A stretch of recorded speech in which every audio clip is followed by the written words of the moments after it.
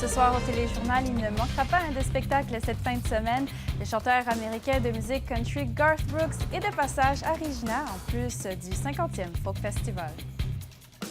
The one thing that I will claim that we do better than anybody else is have fun. L'organisme Canadian Parents for French, qui encourage l'enseignement du français langue seconde, célèbre son 40e anniversaire dans la province. Le fait qu'il célèbre 40 années, c'est super. Et le fait que c'est quand même un gros succès, ça veut dire qu'on pourrait faire un autre 40 si on veut. Et une 7e personne est accusée du meurtre de Tiki Brooklyn Laverdière. Poverty, addictions, homelessness, all along those lines. And it comes with that is violence.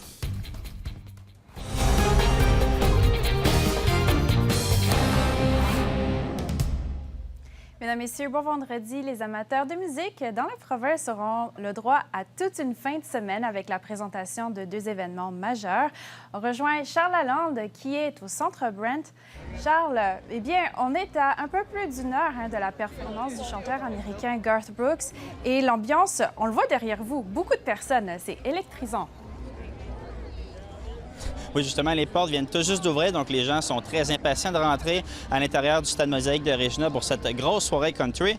Et l'honneur de donner le coup d'envoi à cette soirée musicale revient à l'artiste américain Brett Kissel, qui devrait arriver sur la scène vers 19 h. Il sera évidemment suivi du tant attendu Garth Brooks pour son premier concert de la fin de semaine. Il sera également de retour demain soir et c'est le premier artiste country à être la tête d'affiche d'un spectacle ici au Stade Mosaïque de Regina. Mais c'est pas la première fois pour Garth Brooks en Saskatchewan, c'est un habitué. La dernière fois qu'il était venu, c'était en 2016 à Saskatoon. Il avait fait 6 spectacles en 4 jours. Et cet après-midi, il a dit qu'il était très heureux d'être de retour dans la province. On peut l'écouter.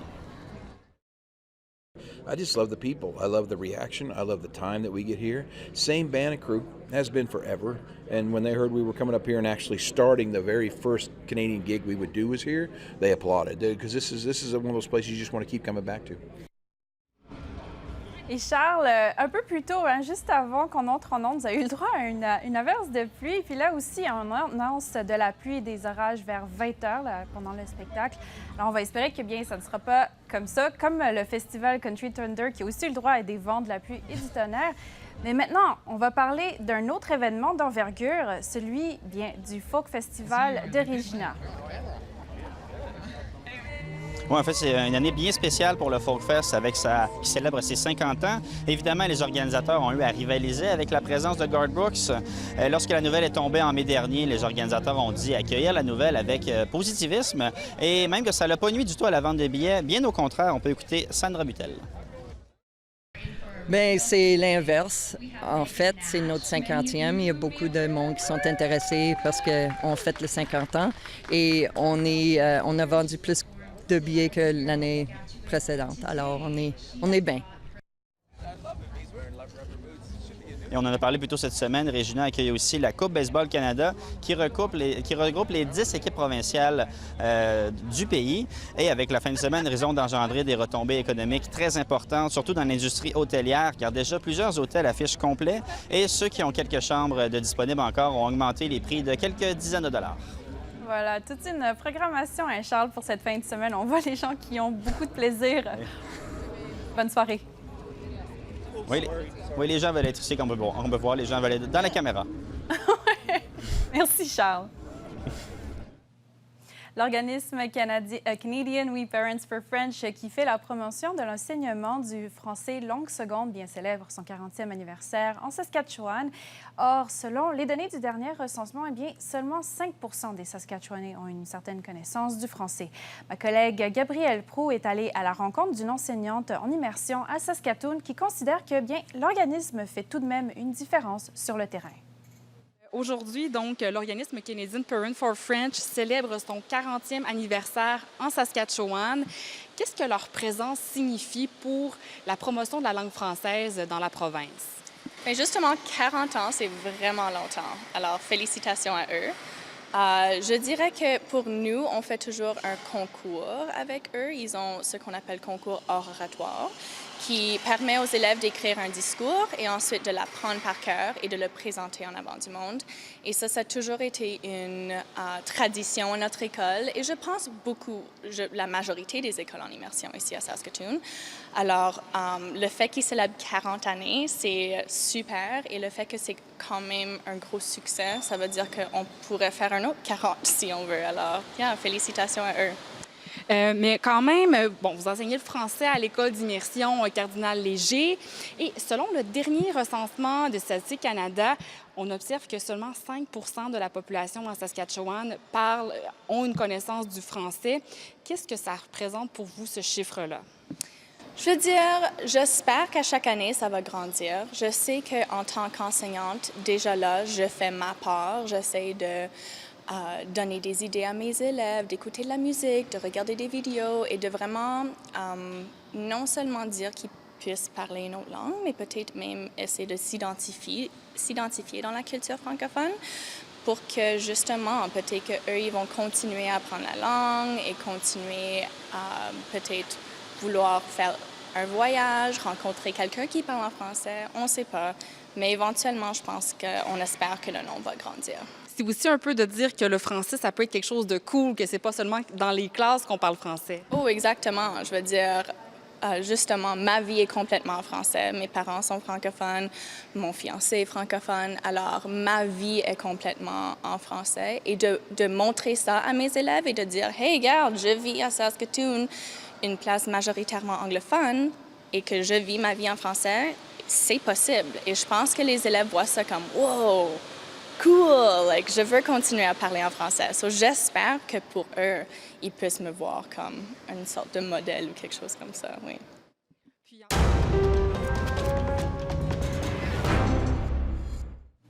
Le propriétaire de chiens accusé après une récente attaque survenue à Pontex le mois dernier doit comparaître à nouveau devant la Cour provinciale de Swift Current le 21 août. Sophie Chevance a les détails.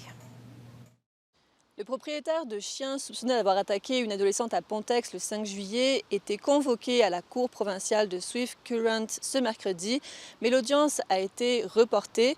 Robert Carpenter fait face à 2 chefs d'accusation, un premier pour négligence criminelle pouvant causer des lésions corporelles et un deuxième pour possession de chiens responsables d'une attaque. Robert Carpenter risque une peine d'emprisonnement maximale de 10 ans. Il devra comparaître devant la Cour provinciale de Swift Current le 21 août prochain. L'attaque survenue en juillet avait ébranlé la petite communauté de Pontex. L'incident survient 3 ans après des événements du même genre pour lesquels Robert Carpenter avait déjà dû faire face à la justice. Le maire de la localité, David Scully, assure que sa communauté est désormais en sécurité après la récente euthanasie de plusieurs chiens de Robert Carpenter. Outre les attaques de Pontex, la Cour provinciale de Swift Current indique que Robert Carpenter a été reconnu coupable pour d'autres événements du même genre survenus à Swift Current il y a 1 an. L'homme de 57 ans a décidé de porter la décision en appel et une audience est prévue devant la Cour du banc de la Reine de la Saskatchewan à Swift Current en septembre prochain. Ici Sophie Chevance, Radio-Canada, Regina. La Gendarmerie royale du Canada a déposé des accusations contre une 7e personne dans le meurtre de Tiki Brooklyn Laverdière.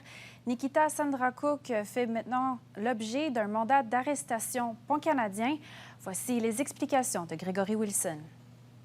Une 7e personne a été accusée vendredi par la Gendarmerie royale canadienne du meurtre de Tiki Brooklyn Laverdière. Nikita Sandracook fait face à une accusation de meurtre au premier degré et une autre d'enlèvement.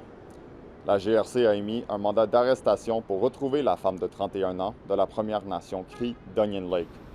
Le caporal Rob King de la GRC n'exclut pas que la police pourrait procéder à d'autres arrestations dans cette affaire. Il souligne n'avoir jamais vu autant de personnes accusées de meurtre au premier degré dans un même homicide. Le caporal n'a toutefois pas précisé si ce crime était lié ou non à des gangs de rue.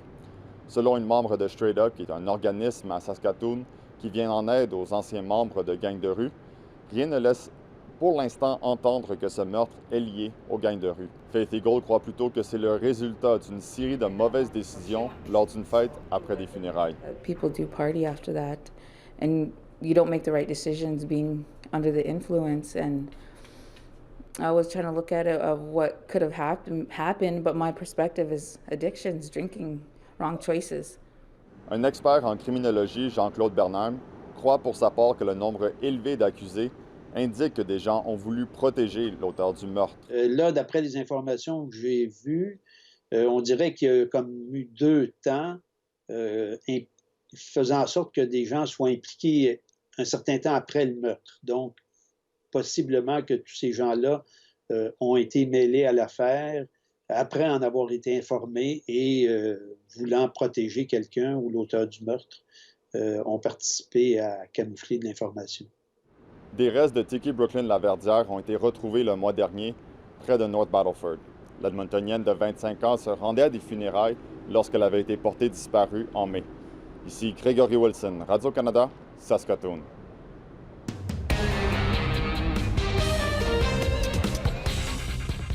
Les Canadiens devraient payer moins cher pour leurs médicaments. Santé Canada a annoncé aujourd'hui une modernisation du mécanisme de plafonnement du coût des médicaments. On en parle après la pause. La météo, on débute la journée avec de la pluie, des averses demain à Regina, mais on aura un dégagement un peu plus tard en journée. Je vous donne tous les détails plus tard dans le bulletin.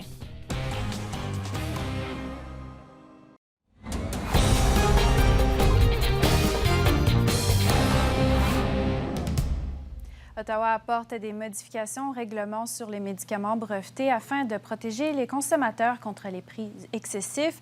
Et ces changements auxquels s'opposer l'industrie pharmaceutique devraient permettre d'économiser 13 milliards de dollars sur 10 ans. Il s'agit des réformes les plus importantes depuis l'entrée en vigueur du règlement en 1987. Le Canada est l'un des pays où les coûts des médicaments d'ordonnance sont les plus élevés au monde. Et en renforçant son règlement, le gouvernement fédéral fait aussi un pas de plus vers un régime national d'assurance médicaments. Mathieu Goyer. Les Canadiens payent cher, très cher leurs médicaments. 25 % de plus en moyenne pour les mêmes produits que dans les autres pays développés. Après 3 ans de consultation, Ottawa veut corriger la situation. Les changements réglementaires que nous proposons, que nous allons l'avant avec, vont effectivement sauver 13,5 milliards de dollars pour les Canadiens durant une période de 10 ans. Pour y arriver, le Conseil d'examen du prix des médicaments brevetés cessera de comparer les prix canadiens aux prix américains les plus élevés au monde pour plutôt se baser sur les coûts en Australie ou au Japon, des pays aux réalités plus proches de celles du Canada. Le gouvernement serre aussi la vis aux compagnies pharmaceutiques et les forcera à dévoiler le prix réel des médicaments sur le marché, bien plus bas que les prix officiels, souvent gonflés. Confrontée à ces changements, l'industrie monte aux barricades et prédit des effets néfastes. Des menaces que rejette cet expert de l'industrie pharmaceutique au pays. Il n'y a aucun lien entre le niveau des prix et le niveau de dépenses en recherche et développement. Je veux dire, en ce moment, on se situe derrière la Pologne ou la Croatie en termes de l'investissement par rapport aux ventes, là. Les Canadiens devront toutefois attendre avant de voir le prix de leurs médicaments baisser. Ces changements n'entreront en vigueur que dans 1 an. En toute fin de mandat, la ministre se défend d'avoir trop attendu. Nous avons pris le temps de consulter avec tous les intervenants puisque nous voulions s'assurer que notre plan de match était efficace. L'opposition néo-démocrate accuse les libéraux d'électoralisme. On a attendu jusqu'à la dernière minute avant une élection pour dire, écoutez, on va finalement faire ce qu'on avait dit qu'on allait faire en 2017, puis on annonce ça le mois avant que l'élection soit déclenchée. Les libéraux présentent cette réduction des prix comme la première étape vers la création d'un régime national d'assurance médicaments. Pas de doute, tout est maintenant en place pour que la question se retrouve au cœur de la prochaine campagne électorale. Ici Mathieu Goyer, Radio-Canada, Ottawa. Maintenant, du côté du Manitoba, le temps sec connaît le sud de la province depuis plusieurs mois, a des répercussions sur les activités des producteurs de bœuf. Ils n'ont plus suffisamment de paille ou encore de foin pour nourrir leurs bêtes, au point où certains considèrent la possibilité d'en vendre un grand nombre à bas prix. Patrick Foucault a les détails. Les derniers mois ont été très secs, particulièrement dans le sud du Manitoba, où certaines régions ont connu 40 % moins de précipitations de ce qu'on a à l'habitude, selon Environnement Canada. Je me trouve ici présentement sur une ferme productrice de bœuf. Vous voyez ce gazon ici, lorsqu'on le touche, lorsqu'on marche dessus, c'est très, très sec. Vous voyez, il est jaune en fait, et ce champ que vous voyez derrière moi où les vaches se promènent, c'est habituellement très vert, mais les propriétaires nous disent ici qu'il est beaucoup plus jaune qu'à l'habitude, le gazon.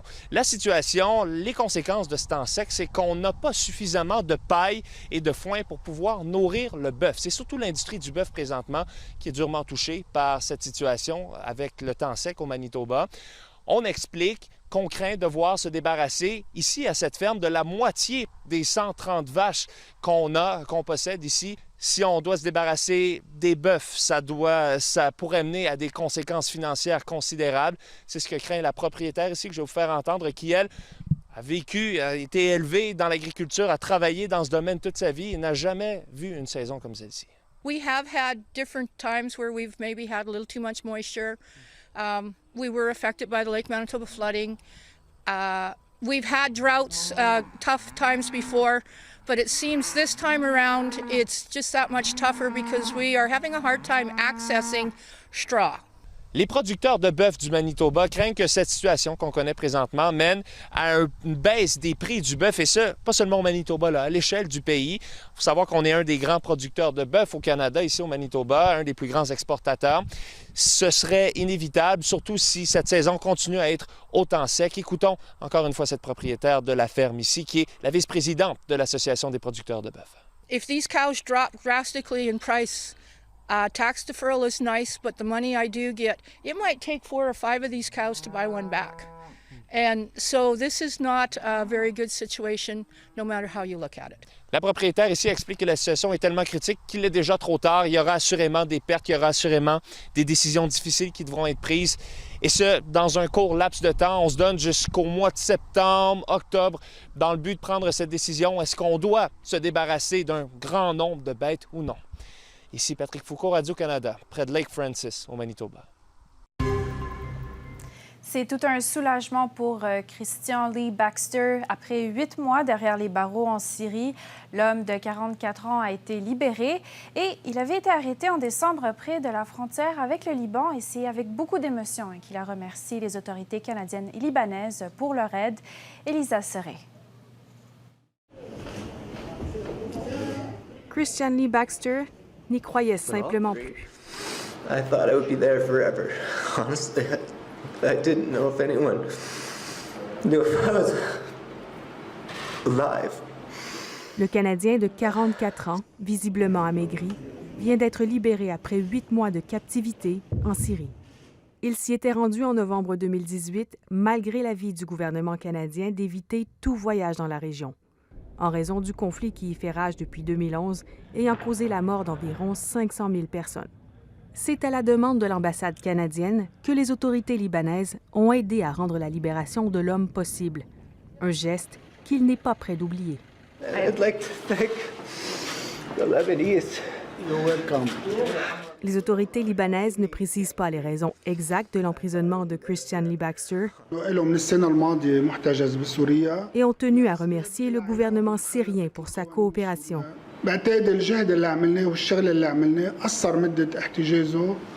Et impossible d'obtenir plus d'informations de l'ambassadrice canadienne au Liban. Due to privacy, to privacy laws in Canada, I'm not able to comment on specifics of the case. If others want to comment, they can, but as a Canadian officer, I won't be able to comment on it. La date de retour à la maison de l'aventurier n'est pas encore connue. Ici Elisa Serret, Radio-Canada, Montréal.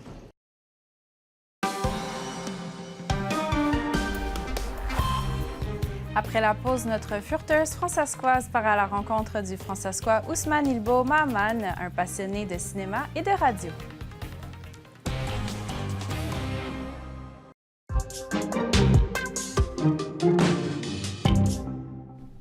À la météo maintenant, Anne-Julie. Bon, on a des super spectacles cette fin de semaine, aujourd'hui aussi ce soir, mais bon, il ne va pas faire très, très beau en raison de veilles d'orages violents.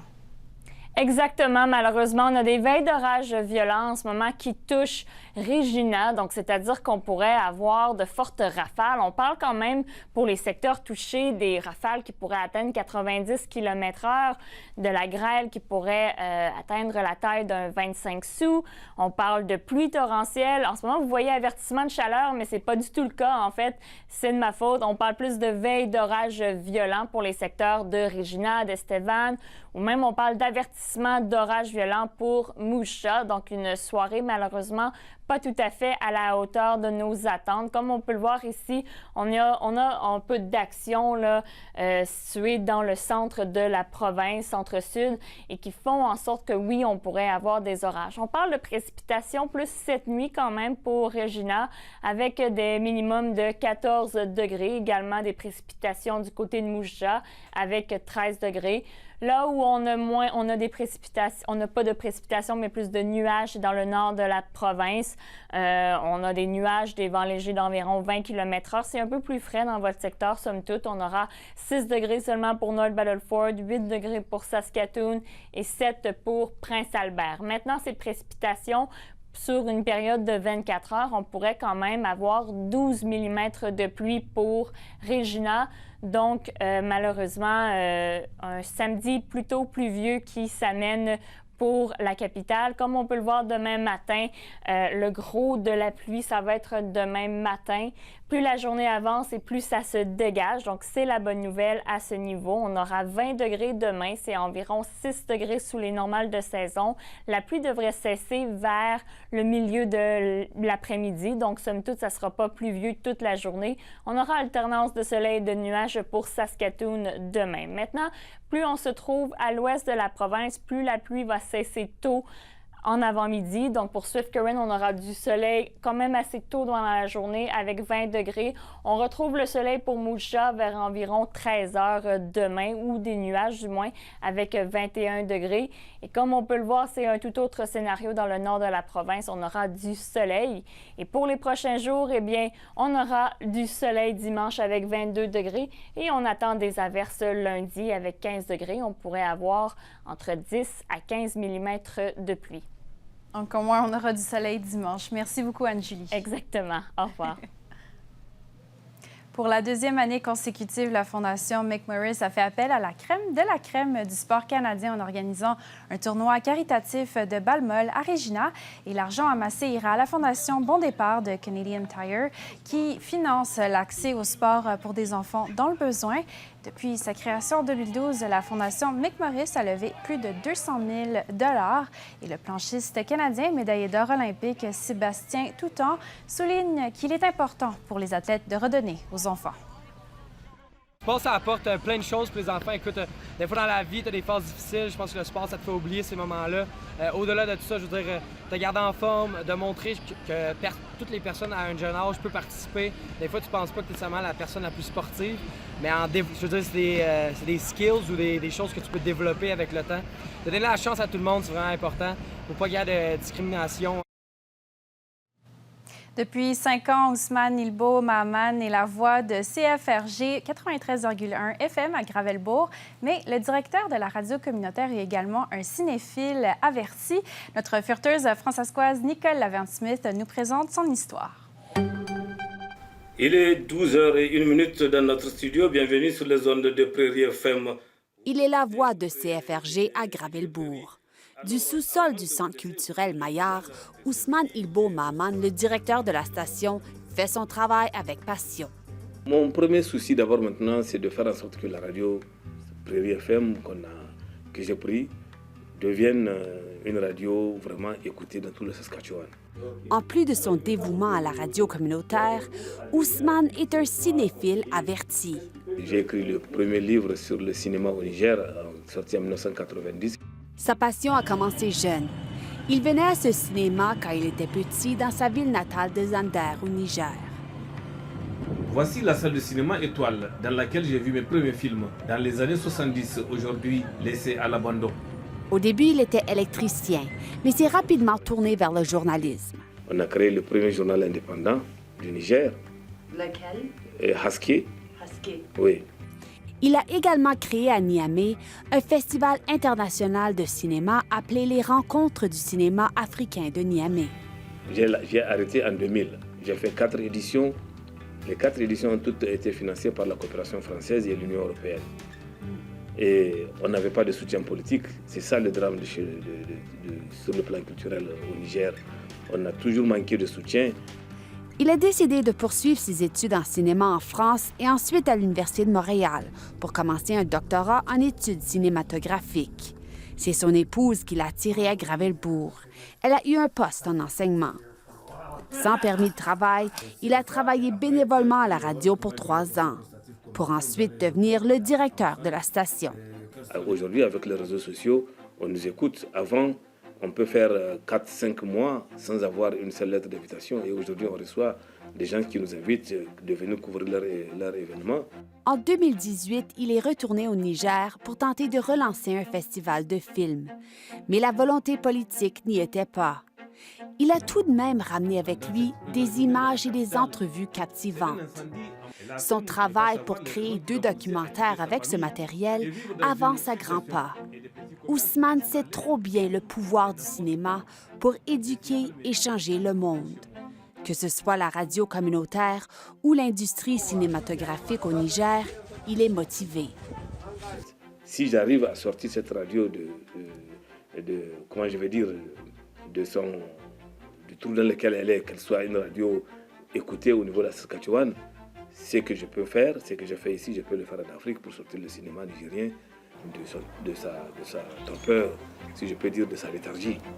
Ici Nicolas Vergne-Smith, Radio-Canada, Gravelbourg. Voilà, c'est ce qui complète ce téléjournal. On se retrouve demain à 18h pour les En Bref. Passez une belle soirée.